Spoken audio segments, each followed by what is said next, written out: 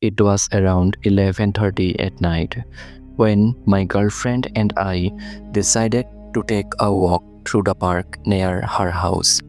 I know that sounds like a bad idea already, but at the time it felt harmless. We were not planning anything adventurous.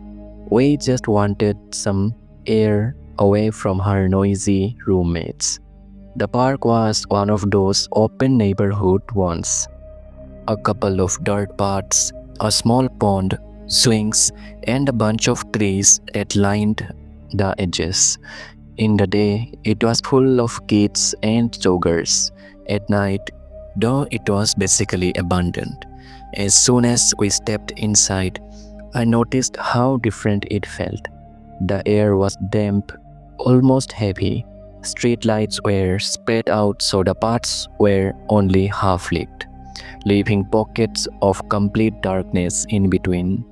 And even though we were in the middle of a quiet suburb, the park itself felt cut off. Like once you were inside, no one could really see you.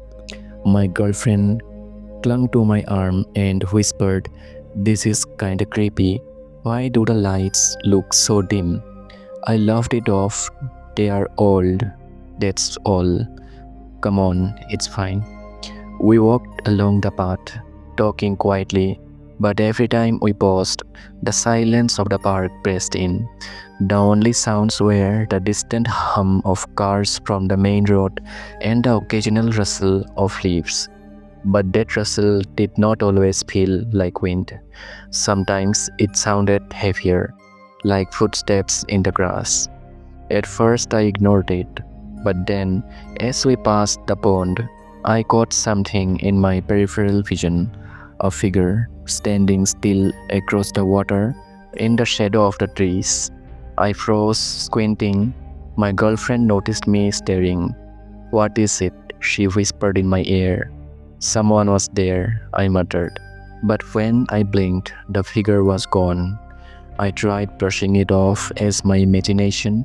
Maybe it was just a tree, maybe a shadow. I did not want to freak her out, so I told her it was nothing and kept walking. Still, my nerves were on edge. I found myself checking behind us more often, glancing over my shoulder every few seconds. And that's when I realized something unsettling. Every time I looked back, I could swear I saw movement, like someone ducking just out of sight behind a tree or the bushes.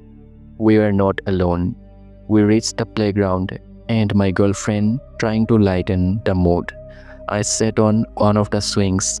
She kicked her feet slowly, the chains creaking in the silence. I stood next to her, scanning the shadows. And then, from somewhere behind the slide, we both heard it, a laugh. Not a happy laugh. It was low, raspy, and short, like someone trying to hold it in but failing. We both froze.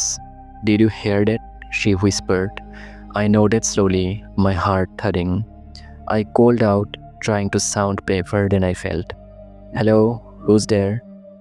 No answer, just silence. We got up and started walking quickly back towards the entrance. But the deeper we went, the more wrong everything felt. The path seemed longer than before. The lights felt dimmer, and that's when I realized there were now footprints behind us, soft but unmistakable. Whoever was there was following. We did not dare run just yet. We walked faster, my girlfriend clutching my arm tightly, both of us pretending not to notice. But then we reached a stretch of the path where the streetlight above us had burned out. The whole section was swallowed in darkness. We hesitated, staring into the pitch black, and then, from the darkness, two things appeared: eyes, reflective like animals' eyes, but too high off the ground, too human. They caught what little light there was and glowed faintly. My girlfriend gasped, and that sound must have triggered something because the eyes started moving.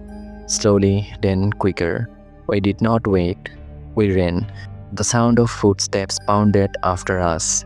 Fast, heavy, deliberate. Not like someone casually walking. This was a chase. We sprinted through the park, barely able to see the path. Tripping over cracks and rocks, I did not dare look back.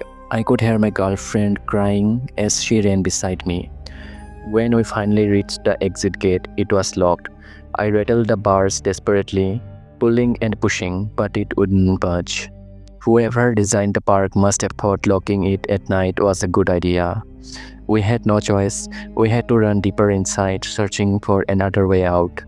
The park was not that big, but in the moment it felt like a maze. The laughter returned, closer now, echoing through the trees. It was mocking, almost playful. We hid behind a bench, crouching low, trying to control our breathing. That's when I heard it again.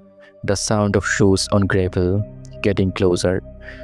Through the slats of the bench, I saw a pair of legs walked by. Black jeans, dirty sneakers. They stopped right in front of us. I held my breath so hard I thought I'd pass out. The figure just stood there for what felt like forever. Then slowly it bent down. A face appeared upside down, peering at us from under the bench.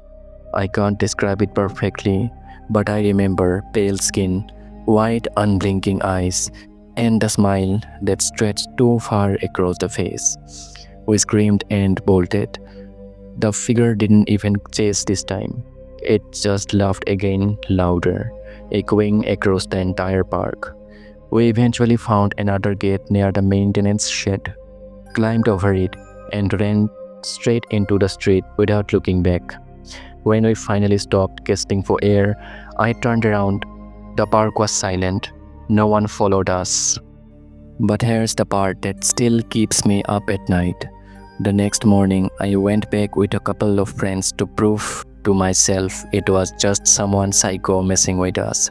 We checked the benches, the paths, the pond, nothing unusual, until we reached the playground. Carved into the wooden back of the slide, fresh and deep, were three words: "See you soon."